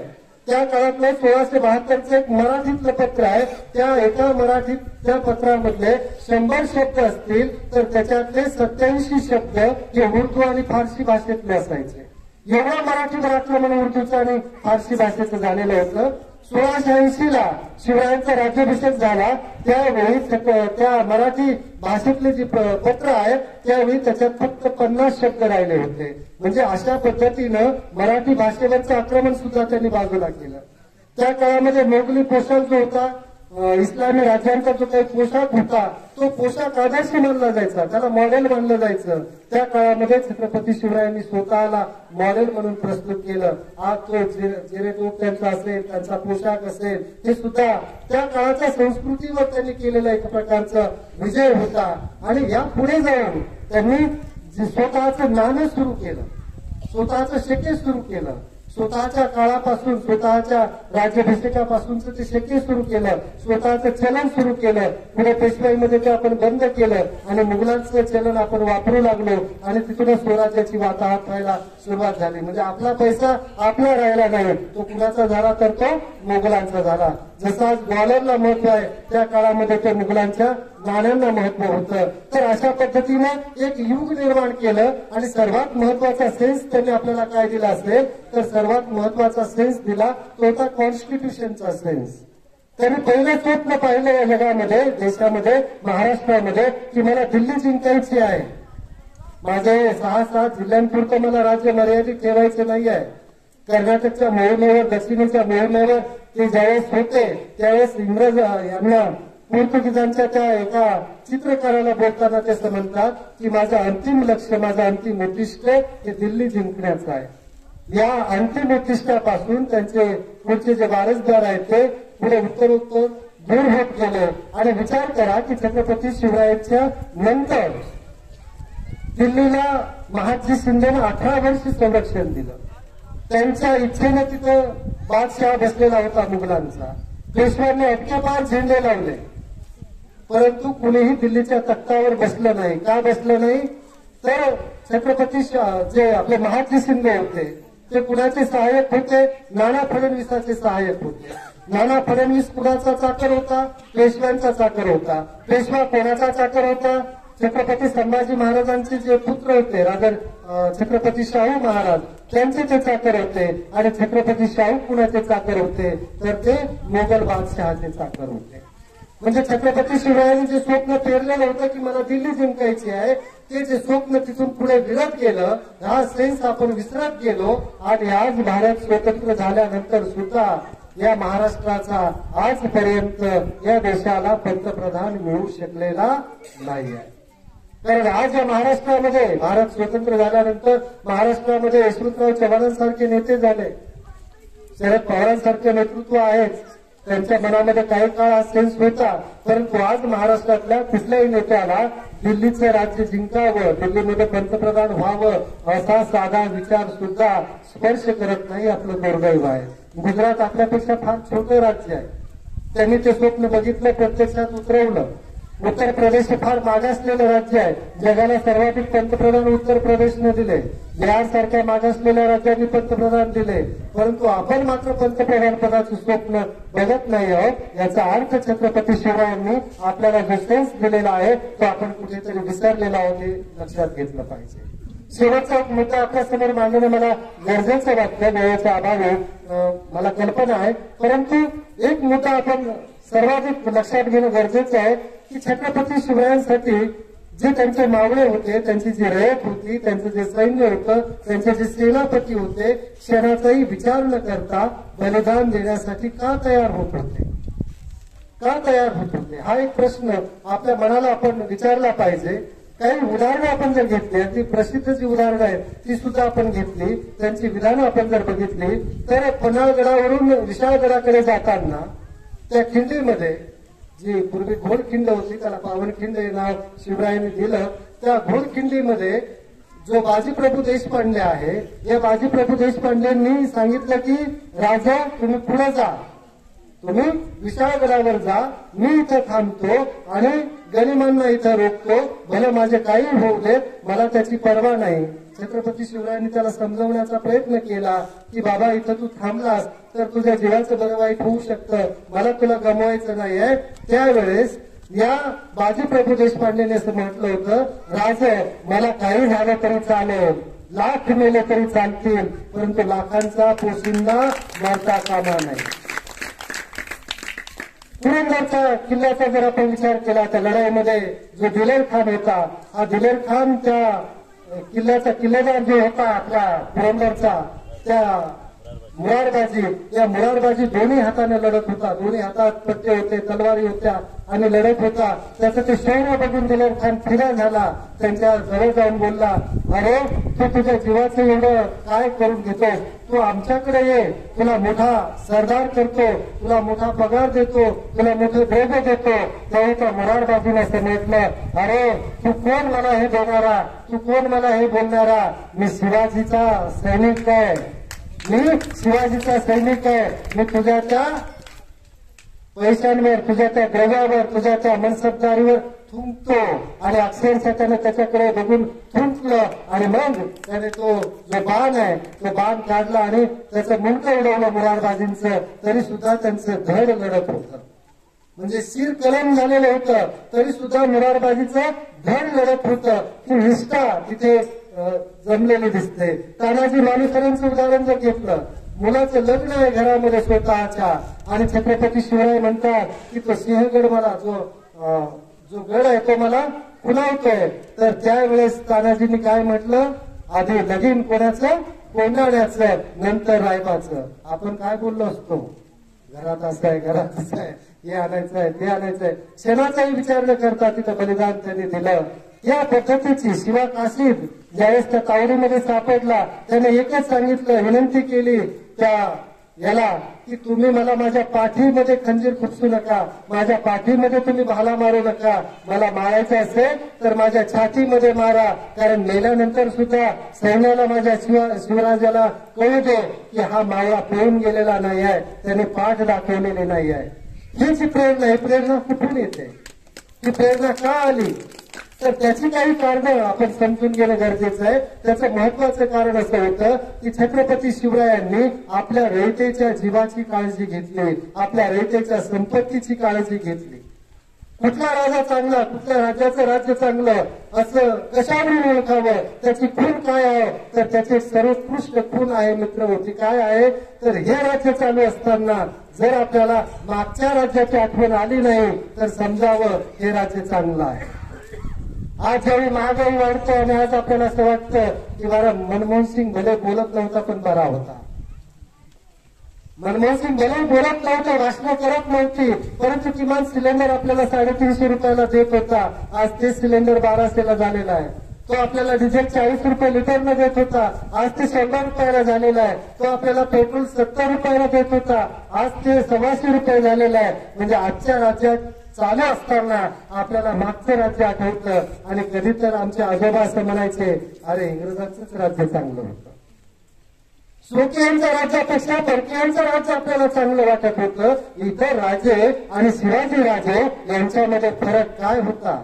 एक उदाहरण सांगतो की पानिपतची लढाई चालू होती आणि या पानिपतची लढाई चालू असताना मराठ्यांचा पराभव होत होता, मराठ्यांचं सैन्य कापलं जात होतं आणि बाजूला जाट होते, बाजूला शीख होते, बाजूला राजपूत होते, सगळे लोक होते, परंतु कुणीही मराठ्यांच्या मदतीला आलं नाही. तिथं सिराजउद्दौला जी प्लासीची लढाई आहे, त्या प्लासीच्या लढाईमध्ये सुद्धा आपण जर बघितलं तर इंग्रजांचं सैन्य फक्त 500 होतं आणि त्याचं सैन्य काही लाखांमध्ये होतं. तिथं त्या बंगाली सैन्याचा जो सिराजउद्दौला होता त्याचा पराभव झाला. सामान्य लोक त्या इंग्रज सरदारांना लिहून ठेवलेल्या इंग्रज अधिकाऱ्यानं की आम्ही ज्यावेळी विजय मिरवणूक काढली 500 सरदारांची, आजूबाजूला एवढे लोक उभे होते की त्या प्रत्येकाने एक एक खडा जरी मारला असता ना तरी आम्ही मरून गेलो असतो. एक खडा, एवढे लोक उभे होते. ते जर फक्त थुंकले असते ना तरी आम्ही वाहून गेलो असतो, एवढे लोक होते. परंतु कोणीही आम्हाला विरोध केला नाही, कारण जसे ढग वरून जातात तसं इथं राजा कोणी झाला तरी त्याच्याने काही फरक सामान्य लोकांच्या जीवनामध्ये पडत नव्हता. राजा कुणी असला तरी त्यांचं शोषण चालूच होतं आणि म्हणून राज्यकर्ते बदलले तरी सामान्य जनतेच्या जीवनामध्ये बदल होत नव्हता. सामान्य जनतेच्या जीवनामध्ये बदल करणारा, त्यांना आपलं स्वतःचं राज्य आहे असं वाटू देणारा पहिला राजा जर कोण असेल तर तो छत्रपती शिवराय. म्हणजे विचार करा, त्या काळामध्ये सगळ्या ज्या शाळा होत्या एक तर त्या शाळांची नावं गावावरून होती किंवा त्यांच्या घराण्यावरून होती. आदिलशाही होती, निजामाची निजामशाही होती, कुतुबशाही होती. अशा पद्धतीच्या शाळा होत्या. छत्रपती शिवराय असे एकमेव राज्य होते त्यांनी स्वतःच्या याला भोसलेशाही म्हटलं नाही, त्याला त्यांनी शिवशाही म्हटलं नाही, त्याला त्यांनी नाव दिलं स्वराज्य. भारतामध्ये पहिल्यांदा स्वराज्य हा शब्द वापरणारा पहिला व्यक्ती जर कोण असेल तर ते छत्रपती शिवराय आहेत. आणि याचं एकच उदाहरण देईल की ज्या काळामध्ये सैनिक जर जात असतील तर मौज म्हणून सुद्धा ते सैन्य शेतकऱ्यांच्या उभ्या ठिकाणमधून जात असते. छत्रपती शिवरायांनी आदेश दिला की उभ्या ठिकाणमधून कुठल्याही सैन्यानं जायचं नाही मोहिमेवर जाताना. शेतकऱ्यांच्या भाजीलाच काय, भाजीच्या देठाला सुद्धा तुम्ही स्पर्श करायचा नाही. म्हणजे विचार करा की भाजीचा देठ जो आपण टाकून देतो त्या देठाला सुद्धा स्पर्श करायचा नाही अशी आज्ञा त्यांनी दिली. एक उदाहरण, आपल्या चिपळूणच्या तिथे छावणी होती शिवरायांची आणि शिवरायांच्या कानावर आलं की आपलं सैन्य तिथं फार लुटमार करताय, फार त्याचा अन्नधान्याची नासाडी करताय आणि छत्रपती शिवरायांनी आदेश दिला की तुम्ही अन्नधान्याची नासाडी तात्काळ थांबवा. मुघल आणि आपण यात फरक तो काय, आपल्या सैन्याला उद्देशून ते म्हणतात मुघल आणि आपण यात फरक तो काय, म्हणजे रयतेच्या संपत्तीचं संरक्षण करणारा, रयतेच्या जीवाचं संरक्षण करणारा छत्रपती शिवराय हा आपला आहे अशी भावना लोकांच्या मनामध्ये, सैन्याच्या मनामध्ये निर्माण झाली. आणि मग अशा शिवरायांवर जीव पुरवाळून टाकायला कोण तयार होणार नाही. दुसरं एक मी उदाहरण देईल की छत्रपती शिवराय हे कल्याणकारी राजे होते पहिले. म्हणजे काही ज्या स्कीम आहेत आजही आम्हाला कर्मचाऱ्यांना मोर्चे काढावे लागतात. ज्या पन्हाळ्याच्या लढाईमध्ये त्या विशाळगडाच्या त्या किल्लीमध्ये जे फुलाजी देशपांडे आणि मुरारजी बाजीप्रभू देशपांडे हे दोघे बंधू कामी आले, धारातीर्थी पडले, तिथे त्यांचा मृत्यू झाला. त्यांना 8 मुलं होती. त्या 8 मुलांना नोकरीवर ठेवण्याचं, सैन्यामध्ये ते मोठे झाल्यानंतर त्यांना सैन्यामध्ये भरती करण्याचं काम छत्रपती शिवरायांनी केलं. म्हणजे अनुकंपा तत्वावर नोकरी देणारा पहिला राजा कोण होता तर ते छत्रपती शिवराय होते. आपले सेनापती प्रतापराव गुर्जर ज्यावेळी युद्धामध्ये मारले गेले त्यावेळी त्यांच्या मुलीचं काय होणार, त्यांची पत्नी जोरजोरात रडत होती. त्यावेळी त्या मुलीचा हात धरून स्वतःच्या मुलासोबत लग्न लावून देणारे, राजारामासोबत लग्न लावून देणारे ताराबाईंचं ते छत्रपती शिवराय होते. आपल्या एका सरदाराच्या मुलीला स्वतःच्या राजघराण्यामध्ये सून म्हणून स्वीकारण्याचं मोठेपण त्या काळातल्या कुठल्याही राजानं केलेलं नव्हतं. त्या काळामध्ये जी फॅमिली पेन्शन आहे, म्हणजे जर युद्धामध्ये मारला गेला असेल सैनिक तर त्याच्या कुटुंबाला त्याच्या पगाराच्या 50% रक्कम फॅमिली पेन्शन मधून छत्रपती शिवराय द्यायचे. आजही आम्हाला फॅमिली पेन्शनसाठी लढावं लागतंय. त्या काळामध्ये छत्रपती शिवरायांनी फॅमिली पेन्शन दिली होती. त्या काळामध्ये 2.5 सेर योजना त्यांनी राबवली होती की माझ्या स्वराज्यामधला कुठलाही माणूस उपाशी झोपू नये म्हणून त्यांना तात्काळ 2.5 सेर धान्य देण्याची योजना होती. बाल संगोपनाची योजना होती की ज्याचे कुणीच नाहीये, जे अनाथ आहेत त्यांचं संगोपन करण्याची जबाबदारी स्वराज्यानं स्वीकारलेली होती. अशा पद्धतीच्या कल्याणकारी योजना छत्रपती शिवरायांनी राबवल्या होत्या. जी शेतसारा पद्धती होती ती वतनदारी पद्धती नष्ट करून शेतकऱ्यांना कर्जमुक्ती देणारा 1672 ते 1674 2 वर्ष कर्जमुक्त केलं त्यांनी. जी काही त्यांच्याकडून जो सारा होता तो त्यांना माफ केला. अशा पद्धतीचा शेतसारा माफ करणारा, शेतकऱ्यांना कर्ज माफ करणारा पहिला राजा जर कोण होता तर ते छत्रपती शिवराय होते. आणि म्हणून सामान्य जनतेला हा आपला राजा आहे आणि याच्यासाठी आपला जीव जाणं याच्यात त्यांना धन्यता मानत होती. त्याच्यामध्ये ते दुसराही करत नव्हते. त्याच्या पुढे जाऊन आपण जर बघितलं तर छत्रपती शिवरायांनी जो महिलांचा सन्मान केला तो महिलांचा सन्मान तत्कालीन कुठल्याही राजांनी केला नव्हता. कल्याणच्या त्या सुभेदाराचं प्रकरण तुम्हाला माहितच आहे. बाहुबली चित्रपट तुम्ही बघितला असेल. त्याच्यामधला जो नायक आहे तो काय म्हणतो की जो महिलांना स्पर्श करतो त्याची बोटं छाटायची नाही, त्याचं मुंडकं छाटायचं. या कल्याणाच्या सुभेदाराच्या त्या सुनेवर हात घालणारा जो कोणी होता, राजाचा पाटील जो कोणी होता, त्या राजाच्या पाटलाचा चौरंग केला होता शिवरायांनी. चौरंग म्हणजे काय, दोन्ही हात कापले आणि दोन्ही पाय कापले. हे उदाहरण तर फेमस आहे, परंतु एक उदाहरण महत्वाचं आहे. बेलवडी नावाचा एक किल्ला आहे नेपाळीकडे, कर्नाटकच्या बाउंड्रीला. तिथे एक किल्लेदार महिला होती, सावित्रीबाई देसाई नावाची महिला होती. 27 दिवस तिने शिवरायांच्या सैन्यासोबत युद्ध केलं, लढाई केली. आणि सखुराम गायकवाड नावाचा, सखुजी गायकवाड नावाचा एक शिवरायांचा सरदार होता. त्या सरदारानं ते युद्ध जिंकलं, तो किल्ला जिंकला. आणि त्या विजयाच्या उन्मादामध्ये त्याने त्या किल्लेदारी नसणाऱ्या त्या सावित्रीबाई देसाईंवर बलात्कार केला. हे ज्यावेळेस शिवरायांना कळालं त्यावेळेस त्या विजयी झालेल्या सरदाराचे डोळे त्यांनी काढले आणि त्याच किल्ल्यामध्ये त्यांनी अंधारात कुठेतरी त्याला आयुष्यभर ठेवलं. एवढी महिलांचा सन्मान करणारे राजे होते. काफी खान हा औरंगजेबाचा इतिहास का, औरंगजेबाचा प्रिय ज्याला आपण आज म्हणूया, त्या काफी खानानं असं लिहून ठेवलंय की मी शिवरायांचा कट्टर शत्रू आहे. तो काफीर आहे, शिवराय काफीर आहे, परंतु मी शिवरायांना आदर्श मानतो. ते आपल्या आई बहिणींपेक्षा इतरांच्या आई बहिणींचे संरक्षण अतिशय चांगल्या पद्धतीने करतात. छत्रपती शिवराय असे एकमेव राजे होते की ज्यांच्या राजदरबारामध्ये कधीही बायका नाचल्या नाहीत. आज तर गौतमी पाटील सुद्धा नगरसेवक असला तरी आणून नाचवतो. छत्रपती शिवरायांनी आपल्या दरबारामध्ये कधी बायका नाचवल्या नाहीत, कुठली नृत्यांगना नाचवली नाहीत. आणि म्हणून महिलांचा सन्मान करणारा, महिलांची प्रतिष्ठा राखणारा हा छत्रपती शिवराय आपण जर बघितले. स्वतःच्या राजारामाचं लग्न करताना कधी हुंडा घेतला नाही. आज स्वतःला शिवरायांचे वंशज म्हणवणारे, स्वतःला शिवरायांचे अनुयायी म्हणवणारे कार्ड आहेत. आता कोकण मला या अर्थानं आवडतं की आपल्याकडे मुलींना एक सन्मानाची वागणूक आहे, मुलींना एक चांगलं स्वातंत्र्य आहे, मुलींना स्वतःचा व्यक्तिमत्व विकास करण्यासाठीच एक मोकळं वातावरण आहे आणि हुंडा पद्धती सुद्धा इकडे फारशी नाही आहे. जो काही खर्च होतो तो सुद्धा बरोबरीच्या पद्धतीने होतो. आंतरजातीय विवाह सुद्धा अतिशय चांगल्या पद्धतीने समाज इकडे स्वीकारतो. तुम्ही मराठवाड्यामध्ये जर आला तर मराठवाड्यामध्ये जर शिक्षक असेल तर त्याचं रेट कार्ड आहे कमीत कमी 15 लाख रुपये इथून सुरू. जर तो प्राध्यापक असेल तर कमीत कमी 40 लाख तिथून पुढे. तो डॉक्टर असेल तर 50 लाख तिथून पुढे हे रेट कार्ड आहे. आणि कुणाचे?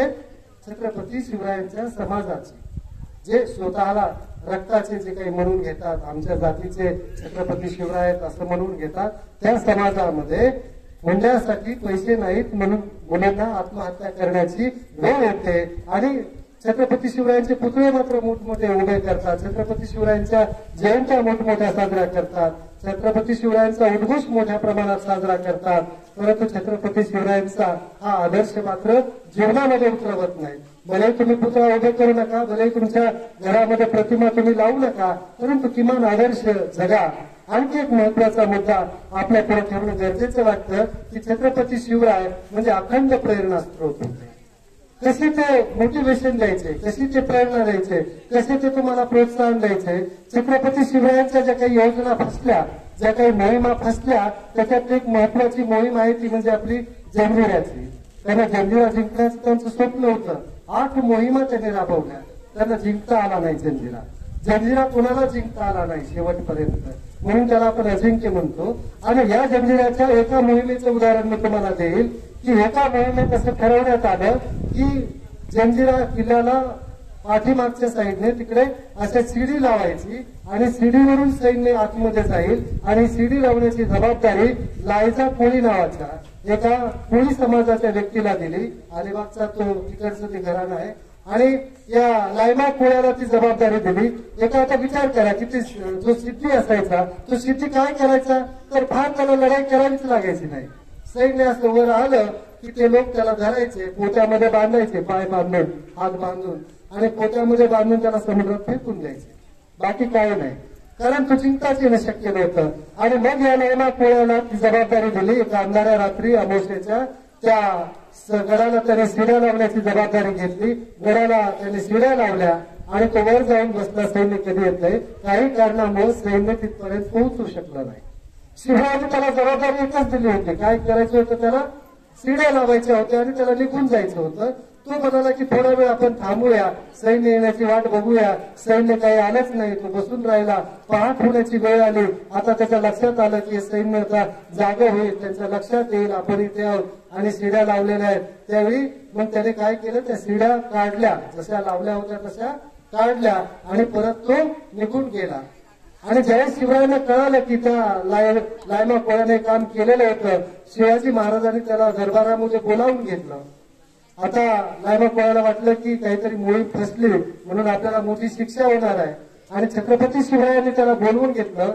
दरबारामध्ये त्याला सांगितलं आपल्या चिटणीसांना बोलवून की यांना भोयासह पालखीचा मान द्या. त्या काळातला एक सर्वोच्च मान मानला जायचा, भोयासह पालखीचा मान. आता लायमा कोळी तसा साधा माणूस, तो महाराजांना बोलला, महाराज मी आहे समुद्रातला माणूस, मी या पालखीचं काय करू, मी राहतो पाण्यामध्ये, तुमची पालखी जमिनीवर. आणि मग छत्रपती शिवरायांना आपली चूक लक्षात आली. आपण सन्मान तर दिलाय पण काय दिलाय, तो पालखीचा दिलाय. आणि मग त्यांनी बदल केला त्याच्यात आणि सांगितलं की यांना दत्तक द्या, जी नाव आहे ती मोठी नाव द्या आणि त्या नावाचं नाव जे आहे त्या नावेला नाव द्या पालखी. त्या नावेला नाव द्या पालखी. त्या लायमा कोळ्याचे वंशज आजही अलिबागच्या त्या भागामध्ये आहेत. आता यांत्रिक बोटी त्यांच्याकडे आहेत, मोठं त्यांच्याकडे लवाजमा आहे, परंतु त्यांच्या मुख्य बोटीला आजही नाव आहे पालखी, आजही नाव आहे. म्हणजे ती परंपरा आजही कायम आहे. अशा पद्धतीची प्रेरणा छत्रपती शिवराय आपल्या सैन्यांमध्ये पेरत होते. अपयश आलं तरी ते त्याच्यातून हे नव्हते. म्हणजे त्यांनी जरी तो कोल्हाना जिंकला त्यावेळीच आपला त्यांनी एक उद्गार पहा, किती स्वाभाविक उद्गार आहे, गड आला पण सिंह गेला. किती म्हणजे उद्गार आहे. त्या घोडखिंडीला नाव दिलं पावनखिंड. सिंहगड नाव दिलं त्या कोंढाण्याला. म्हणजे अशा पद्धतीची प्रेरणा छत्रपती शिवरायांनी आपल्या जीवनामध्ये उभी केलेली दिसते. आणि ती प्रेरणा का त्यांची उभी राहिली तर छत्रपती शिवरायांचा इहवादी दृष्टिकोन. सैन्य कुठल्या जातीचं आहे, चाकर कुठल्या जातीचं आहे, कुठल्या धर्माचं आहे बघून त्यांनी केलेली नाहीये निवडती. त्यांच्याकडे एकदा 500 पठाणांची तुकडी आली आणि 500 पठाणांची तुकडी आल्यानंतर त्या काळातले त्यांचे एक वयोवृद्ध सैनिक होते छत्रपती शिवरायांचे. शिवरायांनी त्यांना सल्ला मागितला की 500 पठाण दुसऱ्या देशातले आहेत, त्यांना आपल्या सैन्यात घ्यावं का, तुमचं मत सांगा. त्यावेळेस त्या फणसिका आणि त्यावेळेस ते त्यांना काका म्हणायचे. जरी छत्रपती शिवराय राजे असले तरी असं काही नव्हतं, ते त्यांना काका म्हणायचे. काका मला सांगा मी काय करू. त्यावेळेस त्या फणसिका काकांनी त्यांना सल्ला दिला की राजा आपल्या नोकराची, आपल्या चाकराची, आपल्या सैन्याची कधीही जात विचारू नका, कधी जात विचारू नका. आणि म्हणून त्यांच्या सैन्यामध्ये 18 पगड जातीचे लोक होते, अनितेदारी बलुतेदारीमधले लोक होते, सर्व धर्माचे लोक होते. आणि म्हणून पहिला धर्मनिरपेक्ष राजा, पहिला सेक्युलर राजा जर कोण असेल तर तो छत्रपती शिवराय आहे. आणि म्हणून ती प्रेरणा त्यांच्यामध्ये आपल्याला निर्माण झालेली दिसते. आणि शेवटचा एक मुद्दा मी तुम्हाला सांगेन की छत्रपती शिवराय म्हणजे माणूसपणा पेरणारा माणूस. माणसाची सर्वश्रेष्ठ ओळख काय आहे तर माणुसकी ही माणसाची सर्वश्रेष्ठ ओळख आहे. एखादा माणूस किती श्रीमंत असला, गडगडीत संपत्ती असली तरी तो जर अडल्या लढलेल्यांच्या मदतीला जात नसेल तर आपण सहज म्हणतो काही कामाची नाही त्याची संपत्ती, साधी माणुसकी त्याच्यामध्ये नाहीये. एखादा किती विद्वान असला, किती पीएचडी किंवा मोठ्या पदव्या घेतलेला असला आणि तरी सुद्धा तो जर सामान्य माणसांशी नीट वागत नसेल तर आपण सहज म्हणतो भलेही तो विद्वान असेल, फार हुशार असेल, परंतु माणुसकी त्याच्यामध्ये नाहीये. म्हणून माणुसकी हा माणसाचा सर्वश्रेष्ठ ओळख आहे, सर्वश्रेष्ठ आयडेंटिटी आहे. आणि ही आयडेंटिटी महाराजांनी जपलेली आपल्याला दिसते. त्याचे काही वचन देत होते. म्हणजे वचन देणं, शब्द देणं म्हणजे काय तुम्ही ऐकलं असेल बाबामध्ये, मेरा शासन, मेरा वचन हे मेरा शासन आहे. छत्रपती शिवराय त्याचं अनुकरण करत होते. म्हणजे काही उदाहरणं जर सांगायची झाली, आग्र्यावर ज्यावेळेस ते याच्यात होते, कैद्यात होते, त्यांनी रामसिंग, मिर्झा राजे जयसिंगांचा मुलगा रामसिंग याच्याकडून 66,000 रुपये उसने घेतले. त्याच्यासाठी कोरी हुंडी त्यांना दिली. आज ज्याला आपण डीडी म्हणतो तशा पद्धतीचं ती सिस्टीम होती. आणि रायगडावरून त्याला 66,000 रुपये लगेचच त्याच्या रामसिंगाच्या माणसांना तिथे मिळालेले आपल्याला दिसतात. त्यांच्या प्रत्येकी वचनबद्धता कशी असते. आग्र्याच्या तावडीमध्ये छत्रपती शिवराय होते, सिंधुदुर्ग किल्ला बांधण्याचं काम चालू होतं आणि तिथं विश्वनाथ प्रभू नावाचा, बाळाजी विश्वनाथ प्रभू नावाचा जो ठेकेदार होता तो किल्ला बांधण्याचं काम करत होता. रायगडावरून पैसा येत नव्हता, छत्रपती शिवराय तिथं नव्हते. त्या ठेकेदारानं स्वतः कर्ज काढून छत्रपतीच्या शिवरायांच्या शब्दाखातर तो किल्ला स्वतः कर्ज काढून बांधला. छत्रपती शिवराय तिकडून आल्यानंतर त्याला त्यांचा पैसा परत केला. एवढा विश्वास छत्रपती शिवरायांवर होता. आणि म्हणून ही वचनबद्धता जी आहे, ही वचनबद्धता ही आधारबळ म्हणून असणारी त्यांची जी प्रतिमा आहे. भलेही मी मेलो तरी माझ्या पाठीमागे माझ्या कुटुंबाची काळजी करणारा जर कोण असेल तर ते छत्रपती आहेत. आणि छत्रपती शब्दाचा अर्थच आहे छत्र, सावली, आधार. आणि तो आधार, ती सावली छत्रपती शिवरायांच्या चरित्रातून, छत्रपती शिवरायांच्या जीवनातून, छत्रपती शिवरायांच्या एकूण विचार आणि कार्यातून आपण आत्मसात करणं गरजेचं आहे. शेवटी इंग्रजांनी भारत स्वतंत्र झाल्यानंतर एक डायरी लिहिलेली आहे. कुठल्याही देशाला स्वातंत्र्य देताना इंग्रज काही निरीक्षण नोंदवून जात होते आणि ती डायरी लिहायचे. शेवटचा आपला गव्हर्नर जनरल जो होता माउंट बॅटन यांनी डायरी लिहिलेली आहे आणि त्या डायरीमध्ये त्याने एक निरीक्षण नोंदवलेलं आहे की ही इंग्रज सत्ता या देशामध्ये मध्ययुगीन काळामध्ये 3 राजांना मान्यता देते, मानते.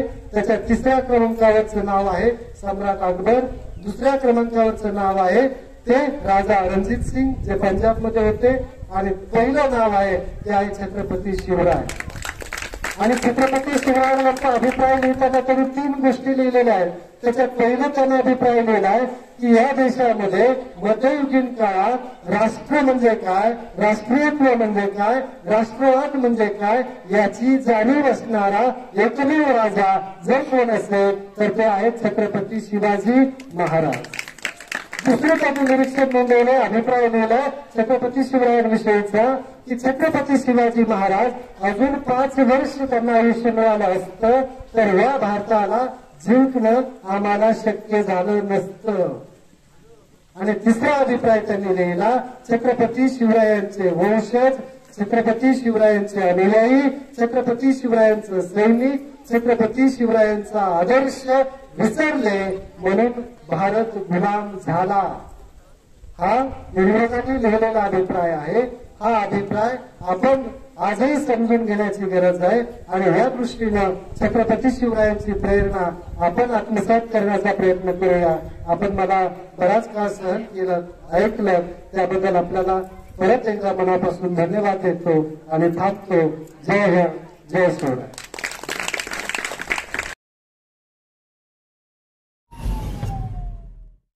सामान्य जनतेचा बुलंद आवाज, सत्य पोलीस टाइम्स.